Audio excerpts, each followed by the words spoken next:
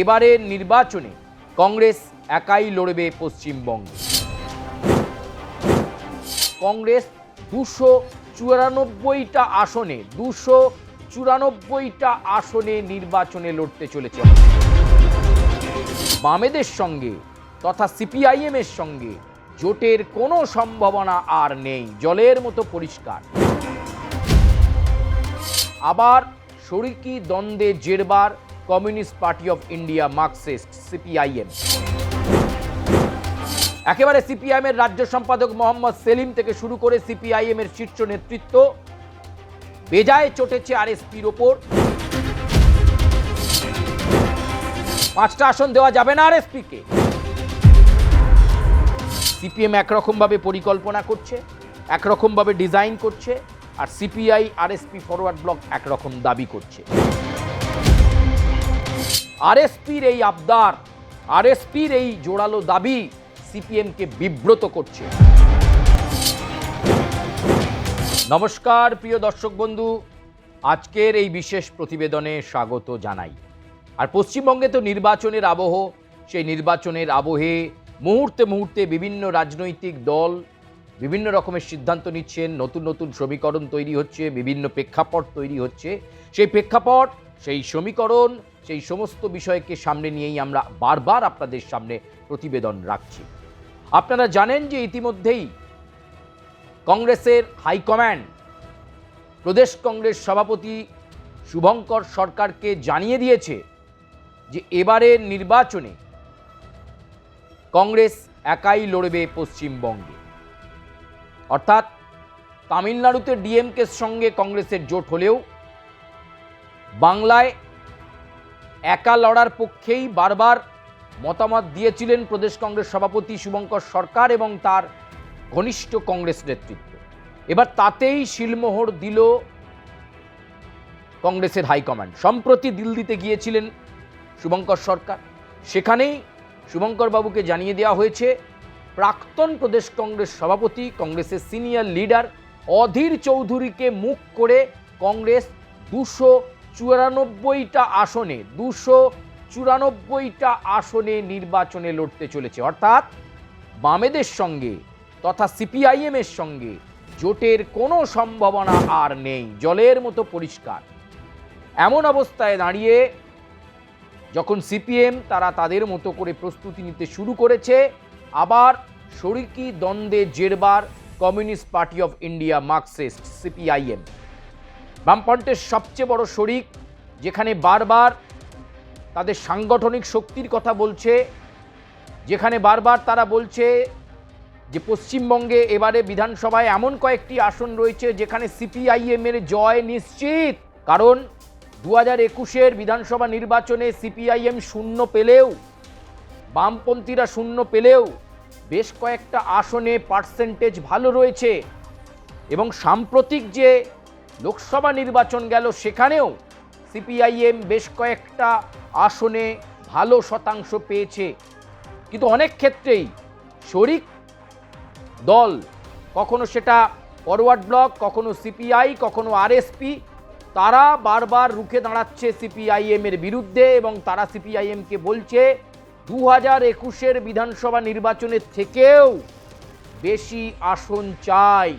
আসন সমঝোতায় এবার অনেক বেশি আসন চাইছে বামফ্রন্টের শরিকরা। আর এখান থেকেই দ্বন্দ্বটা শুরু হয়েছিল।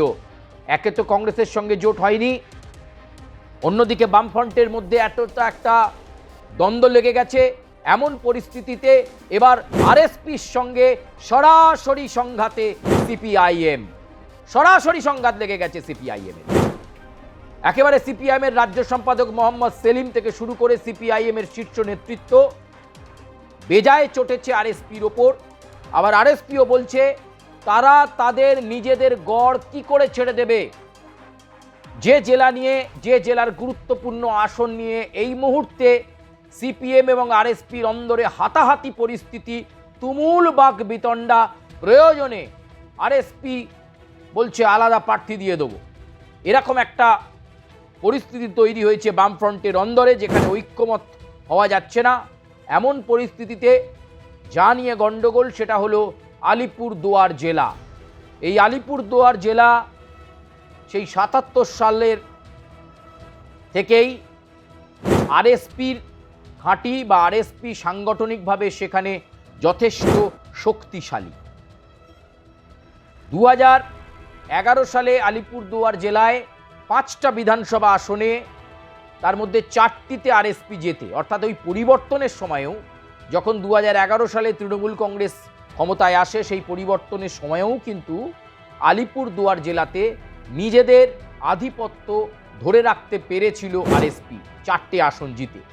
কিন্তু তারপর থেকেই তাদের সাংগঠনিক ক্ষমতা আরও ক্ষয়িষ্ণু হয়েছে এবং আস্তে আস্তে তারপর জিরো হয়ে যাওয়া।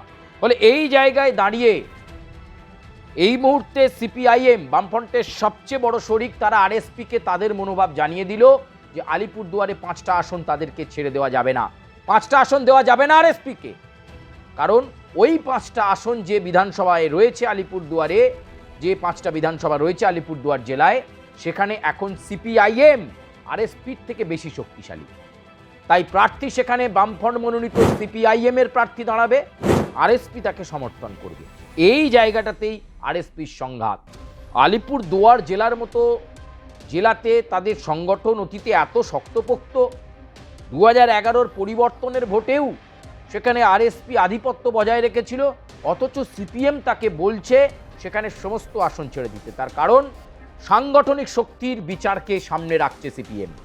আরএসপিকে সিপিএম স্পষ্ট ভাষায় বলছে যে সাংগঠনিক শক্তিতে এই মুহূর্তে আলিপুরদুয়ার জেলায় আরএসপির থেকে কমিউনিস্ট পার্টি অফ ইন্ডিয়া, মার্ক্সবাদী, তারা অনেক বেশি শক্তিশালী। সিপিআইএম অনেক বেশি, বিগত কয়েক বছরে নিজেদেরকে শক্তিশালী করে নিয়েছে। কারণ সেখানে বারে বারে রাজ্য নেতারা গেছেন, সিপিএমের জেলা নেতারা গেছেন, তরুণ তুর্কি নেতারা গেছেন, কখনো মীনাক্ষী গেছেন, কখনো সৃজন গেছেন, কখনো শতরূপ গেছেন।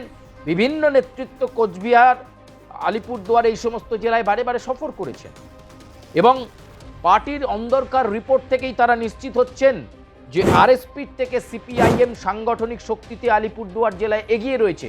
তাই 5টা আসন কেন আরএসপিকে দেওয়া হবে, এই প্রশ্ন তোলার পরেই কার্যত দ্বিধা, দ্বন্দ্ব, বাক বিতণ্ডা শুরু হয়েছে।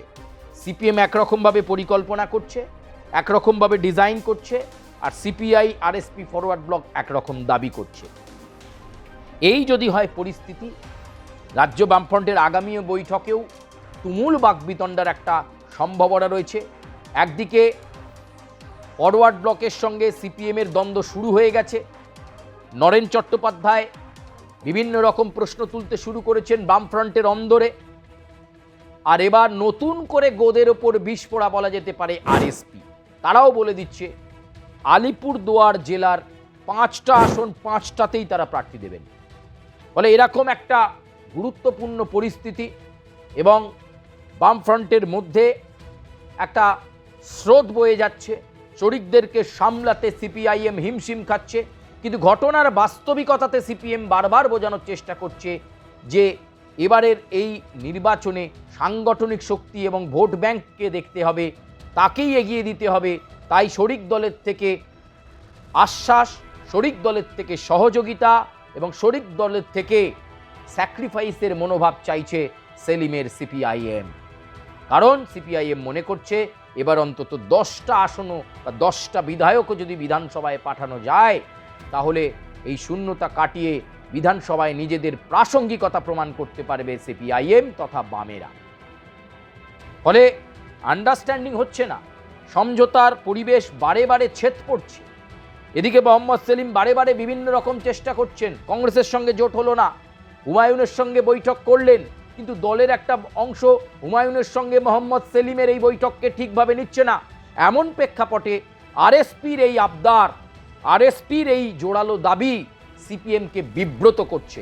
এখন দেখার যে সামনের যে রাজ্য বামফ্রন্টের বৈঠক রয়েছে, সেই রাজ্য বামফ্রন্টের বৈঠকে সিপিএম কতটা চাপ সামলে সবাইকে বুঝিয়ে সুঝিয়ে একটা ঠিকঠাকভাবে আসন সমঝোতা করে রাজ্য বামফ্রন্টের ঐক্যকে সামনে রেখে লড়াইয়ে যেতে পারে, এটা খুব গুরুত্বপূর্ণ হবে। ফলে এই জায়গায় দাঁড়িয়ে এই শরিকি দ্বন্দ্ব মেটাতে পারে কিনা সিপিএম, সেটা দেখার। কখনো ফরওয়ার্ড ব্লক রেগে যাচ্ছে, কখনো আরএসপি, এই মুহূর্তে নতুন করে আরএসপির এই আলিপুরদুয়ার জেলা নিয়ে আরএসপির সঙ্গে সিপিএমের গণ্ডগোল, বাকবিতণ্ডা, যা কিন্তু বামফ্রন্টের অন্দরেই প্রভাব ফেলছে বলে মনে করছে রাজনৈতিক বিশ্লেষকদের একটা অংশ। প্রিয় দর্শক বন্ধু, আজকের মতো এ পর্যন্তই। আপনাদের সঙ্গে আবার পরবর্তী প্রতিবেদন নিয়ে দেখা হচ্ছে। তবে আপনারা অবশ্যই জানাবেন যে আজকের প্রতিবেদন কেমন লাগলো এবং আরএসপির এই আবদারকে আপনারা কিভাবে দেখছেন।